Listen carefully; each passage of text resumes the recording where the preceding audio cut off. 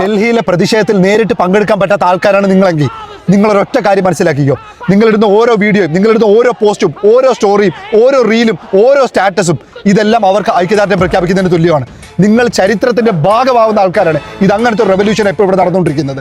നമ്മൾ മനസ്സിലാക്കാനുള്ള ഒരൊറ്റ കേസ് എന്തെന്ന് പറഞ്ഞു കഴിഞ്ഞാൽ, ഇതിനകത്ത് കുറേ ആൾക്കാരുണ്ട് ഇതെന്താന്ന് അറിയാൻ ശ്രമിക്കാത്തതോ അല്ലെങ്കിൽ മനഃപൂർവ്വം ഇത് അറിഞ്ഞിട്ട് ഇതിനെപ്പറ്റി ഒരു രീതിയിലും ഒന്നും സംസാരിക്കാത്ത ആൾക്കാർ. ഏതോ കുറേ ജെൻസി പിള്ളേർ ഷോ കാണിക്കാൻ വേണ്ടി അവിടെ വന്ന് കെട്ടിക്കിടന്ന പ്രശ്നം ഉണ്ടാക്കുന്നു, അല്ലെങ്കിൽ ഏതോ ജാവാറായ ഒരു കിളവൻ അവിടെ വന്നിട്ട് നിരാഹാര സമരം കിടക്കുന്നു. ഇങ്ങനെയൊക്കെ വിചാരിച്ച് തഴഞ്ഞിടുന്ന ആൾക്കാരാണെങ്കിൽ അവിടെ നിന്ന് അടികൊള്ളുന്ന ഓരോ ആൾക്കാരും, തലയും പൊട്ടി ചോര വരുന്ന ഓരോ ആൾക്കാരും അവർക്ക് വേണ്ടിയല്ല അവിടെ വന്ന് നിൽക്കുന്ന. നിങ്ങളുടെ കുഞ്ഞുങ്ങളടക്കുന്ന ഭാവി തലമുറ സേഫാക്കാൻ വേണ്ടിയാ. അത് മനസ്സിലാക്കി എന്താണ് ഈ പ്രശ്നമെന്ന് നിങ്ങൾക്ക് വേണമെന്നുണ്ടെങ്കിൽ നിങ്ങളുടെ മക്കൾക്ക് വേണ്ടി, ഭാവി തലമുറയ്ക്ക് വേണ്ടി ഇരുന്ന് മനസ്സിലാക്കുക എന്താ അവിടെ നടക്കുന്നത് എന്നുള്ള കാര്യം. നമുക്കോ നമ്മുടെ കുഞ്ഞുങ്ങൾക്കോ എന്തെങ്കിലും ഒരു അസുഖങ്ങളോ വിഷയങ്ങളോ വന്നു കഴിഞ്ഞാൽ ആദ്യം നമ്മൾ ദൈവത്തിനെ വിളിക്കും. രണ്ടാമത് നമ്മൾ എപ്പോഴും കാണുന്നത് ഒരു ഡോക്ടറെയാണ്. ആ ഡോക്ടർ കോഴ്സ് എന്ന് പറയുന്ന സാധനം ഈസി ആയിട്ട് ഒരു പുഷലിൽ കയറി ഇരിക്കാനുള്ള സംഭവം അല്ല. അത് കഷ്ടപ്പെട്ട് കുത്തിയിരുന്ന് കുറെ കുഞ്ഞുങ്ങൾ പഠിച്ച് ഒരുപാട് പ്രാക്ടീസ് ചെയ്തിട്ടാണ് ആ ലെവൽ വരെ എത്തുന്നത്. അത് സിസ്റ്റത്തിന്റെ ക്രമക്കേട് കാരണമുള്ള കുറെ പൈസ കൊടുത്തിട്ട് ഏതെങ്കിലും ഒരുത്തർ ആ പൊസിഷനിൽ വന്നിരുന്നാൽ നാളെ നിങ്ങളുടെ കുഞ്ഞുങ്ങളുടെ ദേഹത്തോട്ട് എന്താണ് ഇവരൊക്കെ കുത്തിവെക്കുന്നത് പോലും നിങ്ങൾക്ക് ആർക്കും മനസ്സിലാക്കാനായിട്ട് പറ്റത്തില്ല. അതിനുവേണ്ടിയാണ് അവിടെ കിടന്ന് ഓരോരുത്തരും ഈ തല്ലുകൂടുന്നത്. നിങ്ങളൊന്ന് ആലോചിച്ച് നോക്കുക, ഒരു രീതിയിലുള്ള പ്രൊവോക്കിംഗ് ആയിട്ടുള്ള ഒരു സംഭവങ്ങളും അവർ ചെയ്തിട്ടില്ല.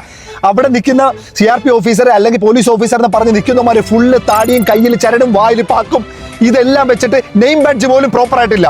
പെൺകുട്ടികളുടെ പ്രൈവറ്റ് പാർട്ടിലോട്ട് ലാത്തി വെച്ച് കുത്തുക, ഓരോ ലാത്തിക്കകത്തും ആണി വെച്ചിട്ട് ഓരോരുത്തരുടെ തലയടിച്ച് പൊട്ടിക്കുക. ഇതെല്ലാം പബ്ലിക്കായിട്ട് ഇവിടുത്തെ ന്യൂസിലൂടെ എല്ലാവരും കാണുന്നു.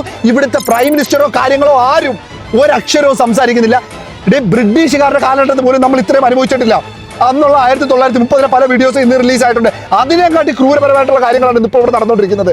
ഇതിനകത്ത് നമ്മൾ ഓരോരുത്തരും നമ്മൾ സംസാരിക്കുന്നുള്ളത്, നിങ്ങൾ ലോകത്തിന്റെ ഏത് രാജ്യത്തായിക്കോട്ടെ, സോഷ്യൽ മീഡിയ എന്ന് പറയുന്ന ഒരു ടൂൾ നമ്മുടെ കയ്യിൽ ഇരിപ്പുണ്ട്.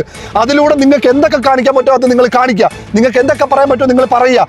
നിങ്ങൾ ഇന്നേ വരെ വീഡിയോ എടുക്കാത്തതോ അല്ലെ ഇന്നേ വരെ നിങ്ങൾ മുഖം കാണിക്കാത്ത ഒരാളാണെങ്കിൽ നിങ്ങൾ ആദ്യമായിട്ട് നിങ്ങളുടെ മക്കൾക്കും ഭാവി തലമുറയ്ക്കും വേണ്ടി നിങ്ങൾ ആദ്യമായിട്ട് സംസാരിക്കേണ്ട ഒരു സംഭവമാണിത്.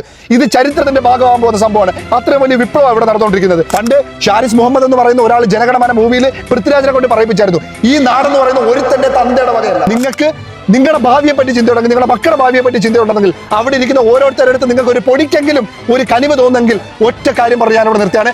ഇൻകുലാബ് സിന്ദാബാദ്, ഇൻകുലാബ് സിന്ദാബാദ്.